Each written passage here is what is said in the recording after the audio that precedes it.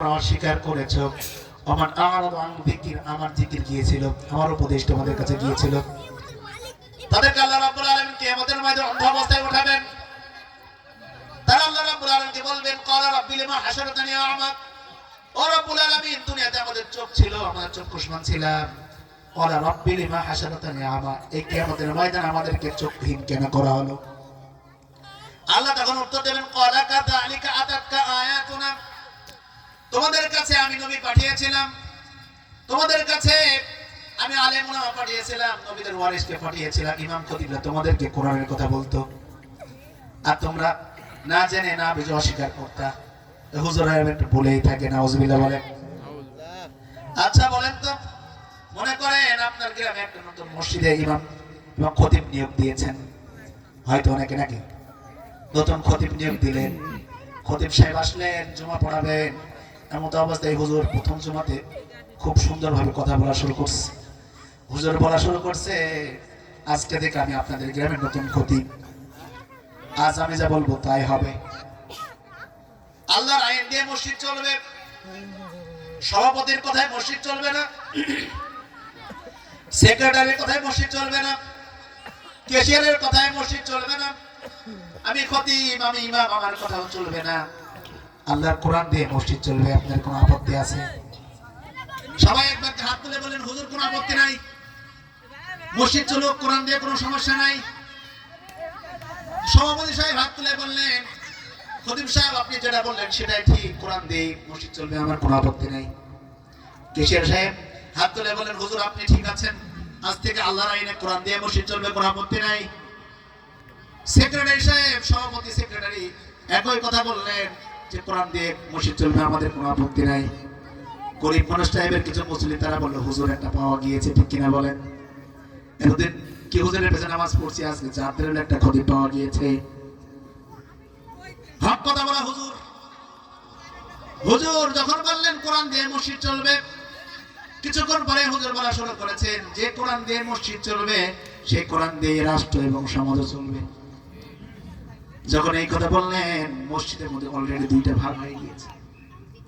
কিছুক্ষণ আগে যারা হাত তুলে বললেন, হুজুর কোরআন দিয়ে মসজিদ চলবে, কোনো সমস্যা নাই, একটুখানি পরে যখনই বললেন কোরআন দিয়ে রাষ্ট্র চলবে, সমাজ চলবে, আপত্তিও ধরন হয়েছে, আপত্তি হয়ে গেছে, আমার ভিতরে দুইটা ভাগ হয়ে গেল। এক গ্রুপ মাথা নিচ করে বলে, হুজুর এবার রাজনীতি শুরু করছে, ঠিক কিনা বলেন? ঠিক। আল্লাহ রাব্বুল আলামিন বললেন, এই কোরআনকে আমি মসজিদ বানানোর জন্য করি নাই, মসজিদের ভেতরে আমি সীমাবদ্ধ রাখি নাই, মাদ্রাসার ভেতরে সীমাবদ্ধ রাখার জন্য আমি দেই নাই। এই কোরআন দিয়েছি গোটা পৃথিবীকে শাসন করার জন্য, কথা বলেন ঠিক কিনা? আচ্ছা বলেন তো, এই পৃথিবীতে একজন শাসক ছিলেন হযরত ওমর, অর্ধ পৃথিবীর খলিফা ছিলেন হযরত ওমর, অর্ধ পৃথিবী শাসন করেছেন নিজের মন মতো না কোরআন মতো? কোরআন। আরো জোরে বলেন। অর্ধ পৃথিবীর খলিফা ছিলেন হযরত ওমর, নিজের মন মতো চলে নাই। আল্লাহ রাব্বুল আলামিন কোরআন দিয়ে শাসন কার্য পরিচালনা করেছেন, সুযোগ ছিল না নিজের মন মতো চালানোর। হযরত ওমর সব জায়গায় নিজেকে দায়ী মনে করতেন। রাত যখন গভীর হয়ে যেত, হযরত ওমর তিনি রাতে বেরিয়ে পড়তেন সমাজের মানুষের খোঁজ খবর নেওয়ার জন্য। আজ আমাদের এলাকার যখন মেম্বার হয়, চেয়ারম্যান হয়, তারা কি পাড়ায় খোঁজ খবর নেয়? সবার আগে ঘুমায়, সবার পরে ওঠে, নামাজ নাই, কালাম নাই, আবু জাহিল্লা ঘুম আছে না নাই? কাকে আপনি ভোট দেন?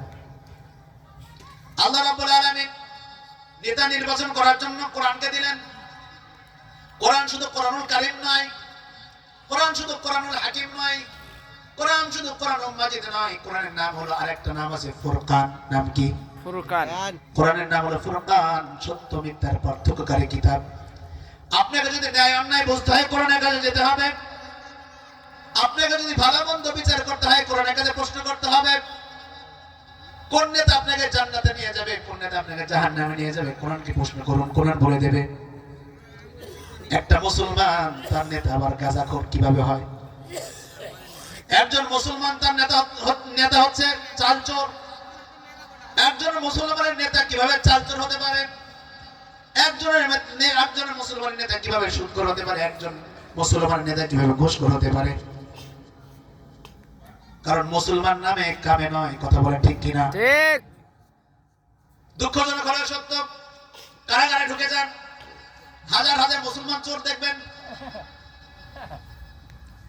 কারাগারে যান, গিয়ে দেখবেন সব মুসলমান চোর। মুসলমান চোর কেমনে হয়?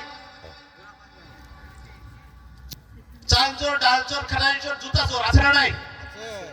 মুসলমান চোর আসলে বলেন তো কি মুসলমান হতে পারে? না বলেন বলেন, না খুব দুঃখ লাগে। মুসলমান আবার চোর হয়। মুসলমান আবার অনেক নেতা আছে, 10-12টা বিয়ে করছে, খোঁজ খবর নাই, সন্তানের খোঁজ খবর নাই, এলাকায় বড় নেতা আছে না নাই? পাকা ভণ্ড, ঠিক কিনা বলেন? ঠিক। ওকে আবার কিছু টুপিওয়ালা দাড়িওয়ালা অনুসরণ করে নামাজকে আল্লাহ দরবারে যাবে। এই জন্য আল্লাহ রাব্বুল আলামিন বললেন হুদাল লিন-নাসি ওয়া বাইয়িনাতিন মিনাল হুদা ওয়াল ফুরকান। আল্লাহ রাব্বুল আলামিন বললেন এই কোরআনকে গোটা পৃথিবীর জন্য আমি হেদায়েতের কিতাব বানালাম। শুধু তাই নয়, সত্য মিথ্যার পার্থক্যকারী কিতাব বানালাম। কোন নেতা আপনাকে জান্নাতে নিয়ে যাবে, কোন নেতা জাহান্নামে নিয়ে যাবে, কোরআনকে প্রশ্ন করুন, কোরআন বলে দেবে। দুনিয়াতে যে নেতা আপনাকে জাহান্নামে নিয়ে যাওয়ার জন্য কোরআনের বিরুদ্ধে আপনাকে দাঁড় করিয়ে দেয়, মসজিদের বিরুদ্ধে দাঁড় করিয়ে দেয়, আলেম ওলামার বিরুদ্ধে দাঁড় করিয়ে দেয়, তাফসীর মাহফিলের বিরুদ্ধে দাঁড় করিয়ে দেয়, সে আপনার নেতা হতে পারে, সে জাহান্নামী। কথা বলে ঠিক কিনা? ঠিক। এই জন্য আল্লাহ রাব্বুল আলামিন কোরআনুল কারীমকে দিয়েছেন সত্য মিথ্যার পার্থক্যকারী কিতাব। কোনটা যদি মানতে হয়, কোরআনকে যদি জানতে হয়, আল্লাহ রাব্বুল আলামিন কোরআনের কাছে আসতে হবে আমাকে। এই জন্য আল্লাহ রাব্বুল আলামিন কোরআনের অসংখ্য নাম রেখেছেন, কোরআনের নাম রেখেছেন জিকির।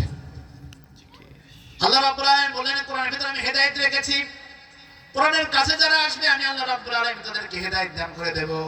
আল্লাহ রাব্বুল আলামিন আরো বললেন ওয়াল আসরি ইন্নাল ইনসানা লাফি খুসর।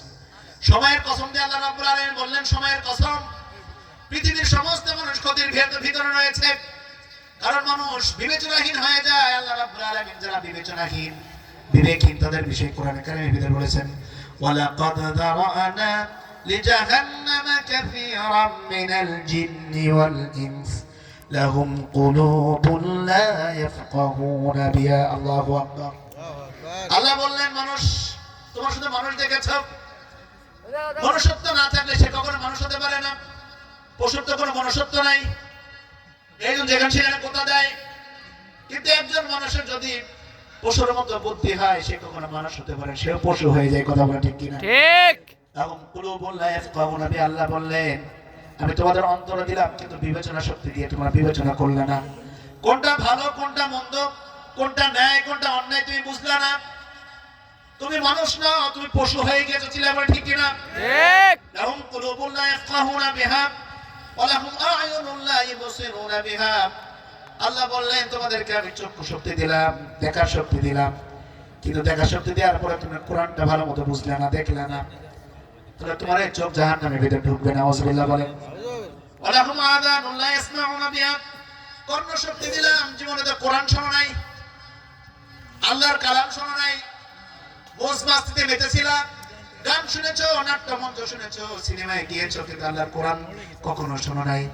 শুনে রাখো উলাইকা কাল আনআম, তোমরা হলো পশুর মতো। শুধু পশু নও, বালহুম আদাল উলাইকা হুমুল গাফিলুন, তোমরা গাফেল, তোমরা হলো সবচেয়ে বড় পথভ্রষ্ট। নাউযুবিল্লাহ বলেন। এই জন্য আপনার কোরআনের সাথে থাকতে চান তো? কারা কারা চান? তো হাত দেখান।